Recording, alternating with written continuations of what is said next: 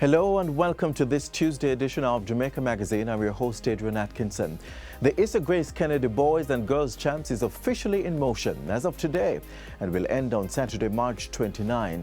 As you enjoy the events, we encourage you to adhere to the rules and the guidelines to make it a safe and fantastic experience for everyone. We have a lot in store for you in today's magazine. Stick around to see it all unfold.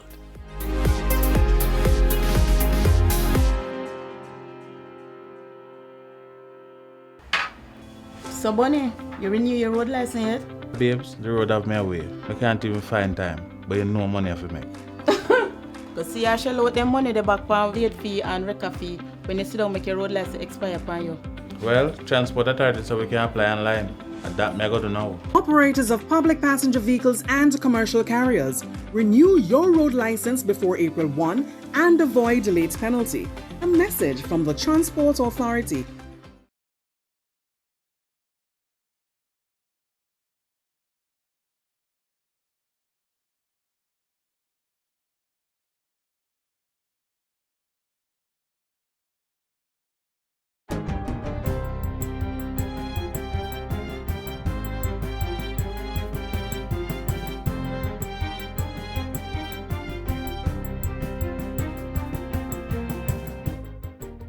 Good day, I'm Theodore Henry, and this is your JIS News for Tuesday, March 25, 2025. The National Water Commission, NWC, will this year be investing $1.4 billion to lay sewer lines along Monroe Road, Retreat Avenue, Seymour Avenue, and Old Hope Road in Kingston and St. Andrew. This includes plans to address the issue of collapsing sewer mains in downtown Kingston, the Greater Portmore Treatment Plant, and sewerage lines in Edgewater and Portsmouth. In his budget presentation last Tuesday, Prime Minister Dr. Andrew Holness said he had given directives to Minister Matthew Samuda for the project design to be completed this year. I have further directed that $450 million be immediately deployed to the worst affected areas within the Market District to provide immediate relief. The NWC has also commenced procurement of an additional HVAC truck to be stationed downtown to ensure that any blockages that emerge are immediately dealt with. The Prime Minister indicates that an overhaul of the entire potable water, sewerage and drainage networks is required for most of Central and West Kingston. An upgrade to the western section of the Greater Portmore Treatment Plant will be undertaken next year. In the interim, the NWC will install 2 new pumps to cut overflows, increase maintenance, and install perimeter fencing to stop illegal access of cesspool trucks. 50,000 vulnerable Jamaicans are set to benefit from a $1 billion solidarity program. This will provide a one-time cash grant of $20,000 to each person. To be eligible for the grant, individuals should not be beneficiaries of the Program of Advancement through Health and Education, PATH, the Social Pension Program, National Insurance Scheme, NIS, or the Reverse Income Tax Credit. So the initiative will support elderly persons in need, youth not engaged in education or employment, micro businesses affected by disaster, low-income informal workers, medically indigent individuals, and persons with disabilities facing economic hardship. We have to find all of these people who are in the society who are left out and who are suffering. He acknowledged that some of the targeted persons may lack formal identification and that this could present a barrier to them participating in other social support programs. As such, the government will assist these individuals to obtain birth certificates through the Operation Birthright program and secure national identification cards. Application for the Solidarity program will be accepted through an online portal. We are proposing the online portal that was used for the CARE program during the pandemic, and applications will be made through this portal.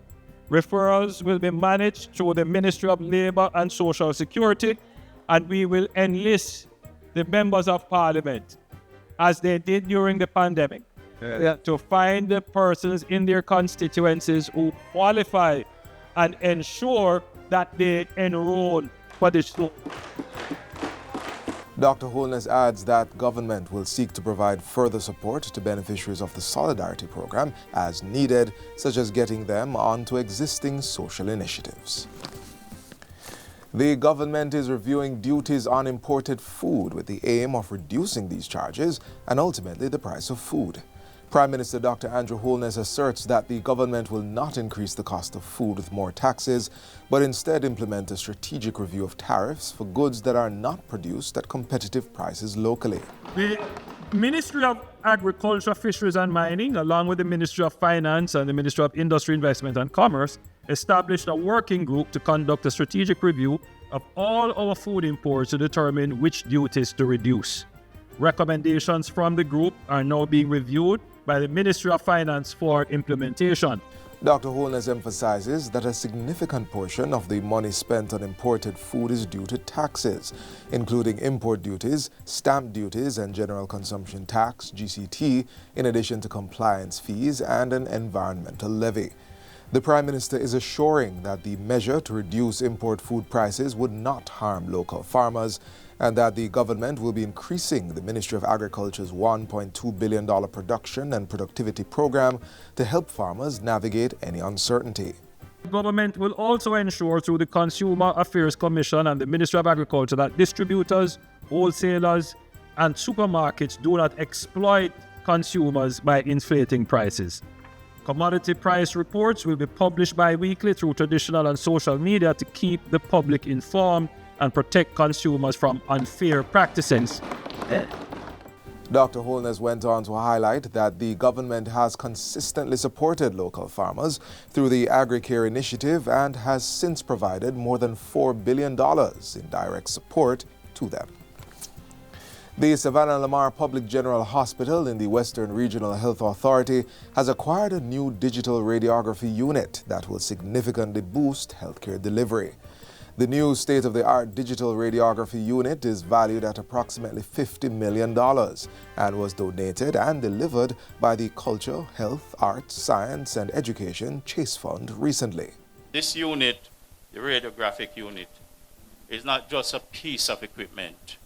It represents hope, and it also provides for faster, safer, and more accurate medical imaging. And with the advanced imaging capabilities, doctors, radiologists, and everybody will be able to detect illnesses earlier with greater precision, and this can lead to quicker treatment, improved recovery rates, and so on. This digital radiography unit is part of an overall donation of $78 million in medical equipment to the Western Regional Health Authority by the Chase Fund. It is a relevant upgrade, and it will make the work of our doctors, radiographers, and others much easier. All three hospitals within the region, Savannah Lamar Public General, Cornwall Regional, and Falmouth Public General, have so far received orthopedic drills, operating theatre lights, and vital sign monitors. And finally, Minister of Culture, Gender, Entertainment and Sport, Olivia Grange, says steps are being taken to have the National Stadium track certified by World Athletics. She made this known during the handing over ceremony of the National Stadium track to Independence Park Limited on Sunday. In short order, we anticipate the arrival of an independent World Athletics inspector who will examine our track as part of the certification process. The application process for this has already begun, and we look forward to the assessment. The work on the new track was completed ahead of schedule. I am happy to say that the taxpayers of Jamaica, will not be asked to pay any more than the $350,000 US that was allocated. And I won't explain anything more except to say to you, I'm a very good negotiator. The handover follows weeks of renovation as the government worked diligently to ensure the track was ready for the ISA Grace Kennedy Boys and Girls Champs from March 25 to 29. And that's it for JIS News Today. I'm Theodore Henry. Thanks for watching.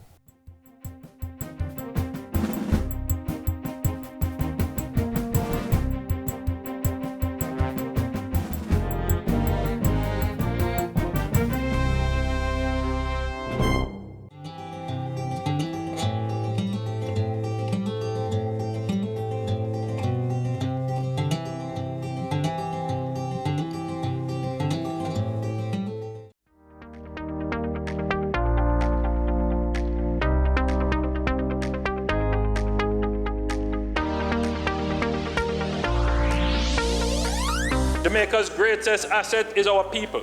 That is why this government continues to invest in education, training, and job opportunities, ensuring that every Jamaican, regardless of background, has the chance to learn, earn, and thrive.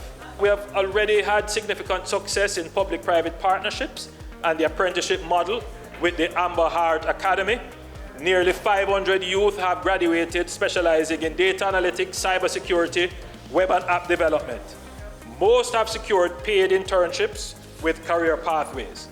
112 JDF soldiers are also now being trained in coding, which will strengthen the JDF's technological capabilities. Madam Speaker, building on the success of this model, I'm pleased to announce an expanded apprenticeship program in critical industries that urgently need more skilled labor. These industries include construction and the hospitality sector. Over the next 2 years, 300 young people will receive paid, hands-on training alongside industry professionals. Each participant will earn a weekly stipend of $13,500 to $16,500 with a 10% set aside as compulsory savings. This approach allows our youth to build a career, support their families, and contribute to the economy, all at the same time. Madam Speaker, we will begin this pilot in conjunction with the Sandals Corporate University. Additionally, later this year, we will establish the Institute of Higher Apprenticeship in partnership with industry and the Inter-American Development Bank. This will provide advanced vocational certification while participants work in the field. A young person will be able to pursue, let's say, a degree in logistics or a diploma in manufacturing through an apprenticeship track, gaining academic credentials and practical experience at the same time upon graduating. The jobs of tomorrow demand skills in science, technology, engineering, and mathematics, STEM. HEART is investing $400 million to establish state-of-the-art STEAM labs. So this will also include not just things for mechatronics and engineering and so forth, but also computers for creative designs, for managing sound stages and so forth. So within those labs, there will be a place for persons who would want to pursue the technical elements of the creative industry. So these labs will feature robotic kits, virtual welding simulators, drone technology, hydroponics, and 3D printers, ensuring that our children from all backgrounds can access world-class technical education. To further support STEM talent, we are launching the Boost Building Opportunities for Outstanding STEM Students program. Beginning in April 2025, HEART graduates in Level 4 STEM-related courses will be eligible for a grant of up to $300,000 to purchase specialized tools, software to start their business. I have given directives to the Minister of Education to ensure that AI is prominent in our national training and development strategy, which is why we appointed an AI task force. This government is committed to ensuring that Jamaica is an active player and not a spectator in the global AI revolution. From the recommendations of the National Artificial Intelligence Task Force, we are implementing an AI work readiness strategy that includes integrating AI and coding into school curricula at all levels and promoting dedicated teacher training programs on AI. And we are launching a prompt engineering course through the Heart Trust NSTA to train students and public sector professionals in using AI tools effectively.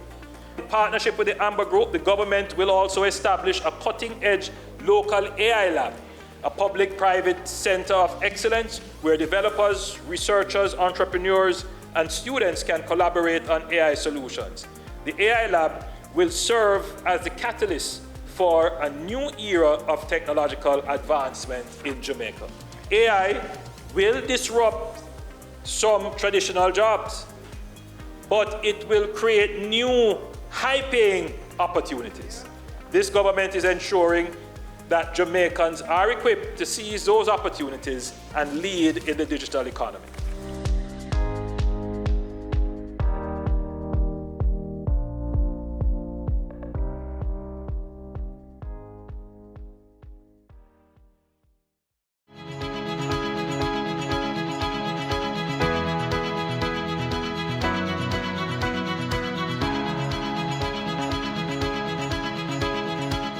March is recognized as Endometriosis Awareness Month under the theme, Let's Talk Endo. It's a condition that affects many women across the globe and here in Jamaica. Here's a reminder of what it is, how it affects women, and how we as a community can continue to provide support to those who are experiencing this condition.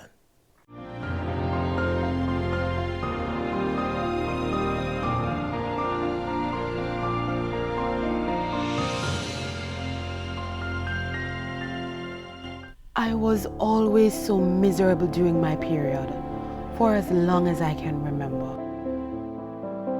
The pain was so severe. I remember not having an appetite, nauseous. It was difficult to stand. It felt like a monthly interruption of my life.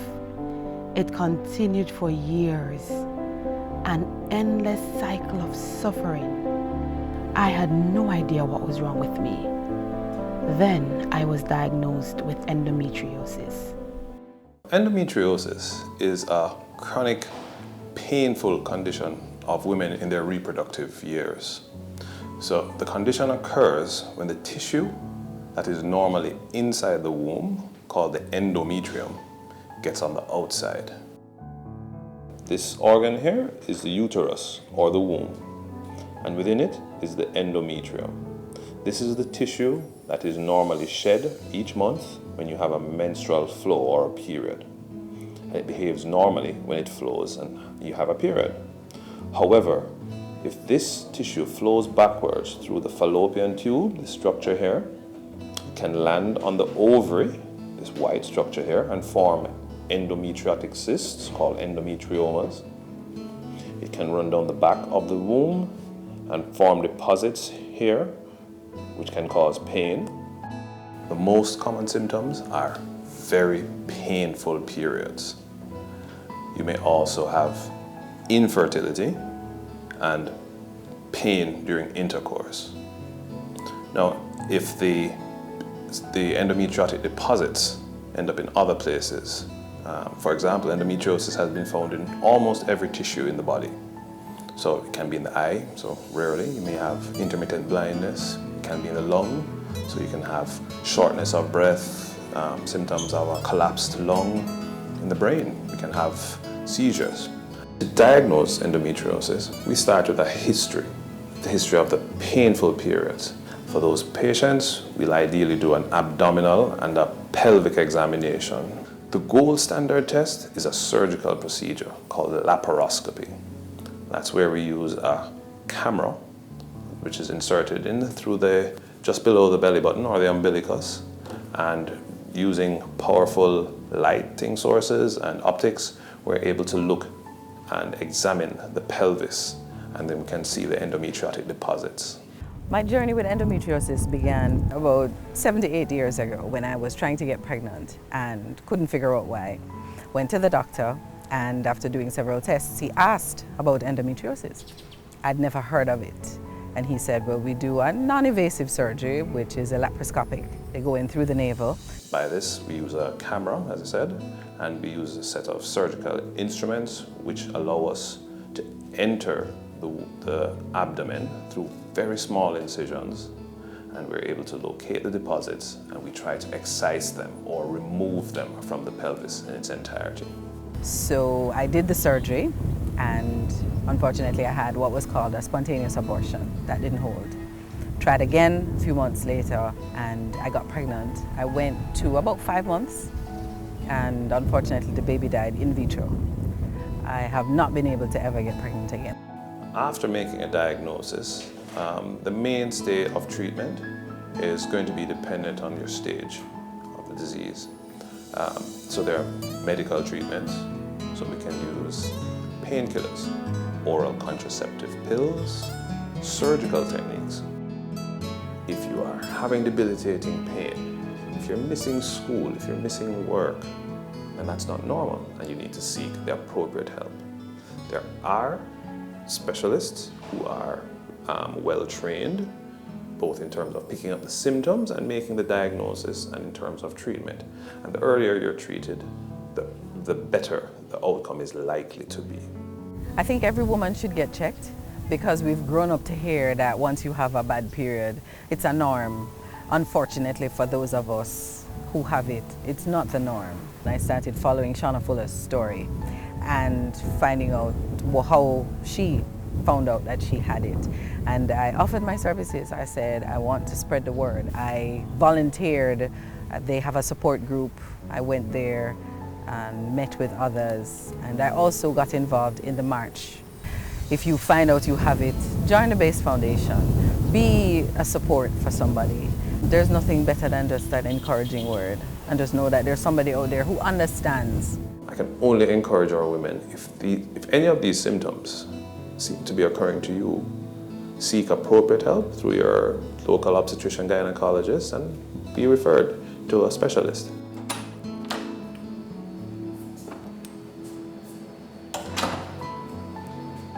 If I knew then what I know now, that it had a name, that I wasn't alone, now that you know, don't suffer in silence. Endometriosis affects 1 in every 10 woman and girl worldwide. In Jamaica, over 10,000 women are affected by the disease.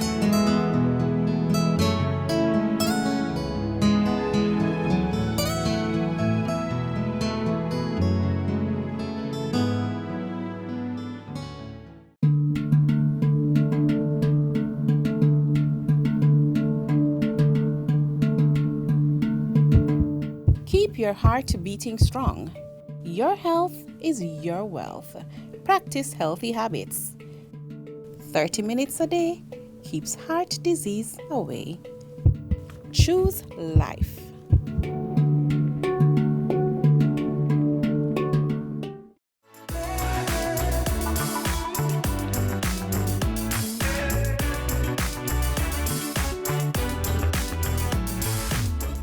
If you're having difficulty setting your goals, or if you find yourself procrastinating, maybe it's time to consider a vision board to align your goals better.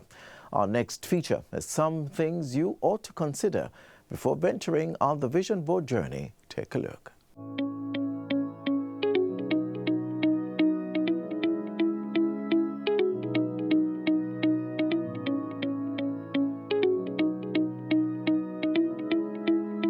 A mood board, ambition board, journey board, vision, or whatever you want to call it, is used to provide inspiration and motivation. They serve as reminders that you need to keep pushing and are quite helpful and very effective, especially for persons who struggle with procrastination.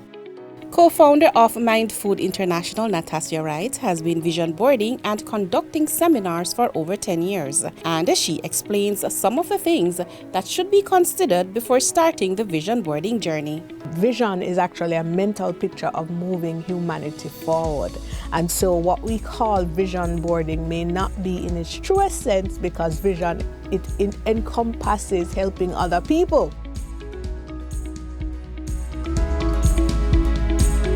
The vision board should look how you want it to look, but remember that we are human beings, so we do have that spiritual aspect, our physical aspect, our career, our family, so you want to have your finances, so you want to make sure that you have a little area or a slot on your board for these different areas of life.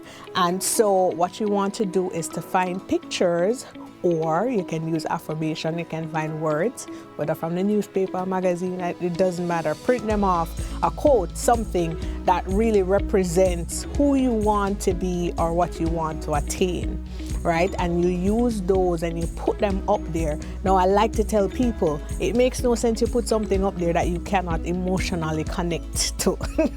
Because if it means nothing, so for example, I'm not a car enthusiast, I'm not enthusiast. I'm not. That's just not me. So for me to put up a really nice car, yeah, I see it, I like it, but I mean, it really has to be something that I want.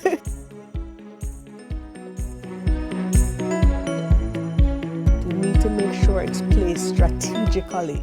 You cannot have a vision board and hide the vision board behind your fridge. Nobody's going to see that. It needs to be in that area that you must see it. I had a mentee, she did one after we had a discussion. She said she actually saw me talking about it on a program, and she said she placed it where she would rest her car keys when she got in from work.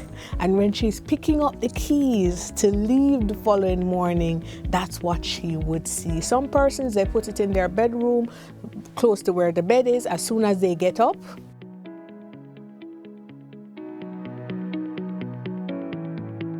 Well, there is no perfect time to do your vision boarding. You more than anyone else knows the mistakes, knows the things that you need to work on.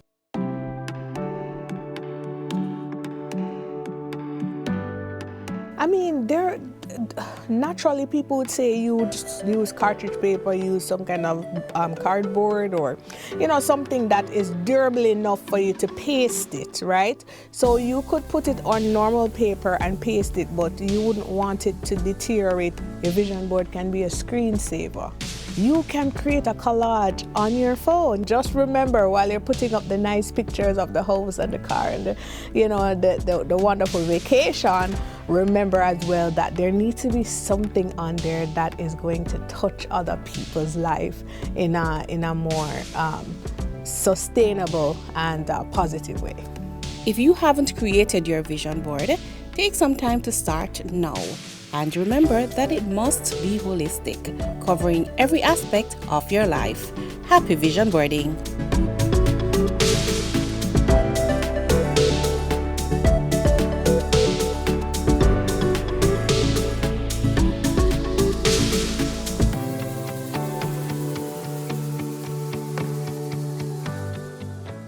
Motorists, when driving on the road, here are some simple reminders. Look out for and extend courtesy to all road users. Give plenty of room to pedestrians, especially in wet weather. Drive slowly. No bother wet them up. Slow down when approaching a pedestrian crossing or school, and always be prepared to stop. Remember, a school zone is a 30-kilometer zone. Cut your speed. Drivers of large and slow-moving vehicles should always keep in the far left hand of a dual carriageway. Keep it simple. Drive left and pass right. These are just simple reminders of your road duties. Drive safely.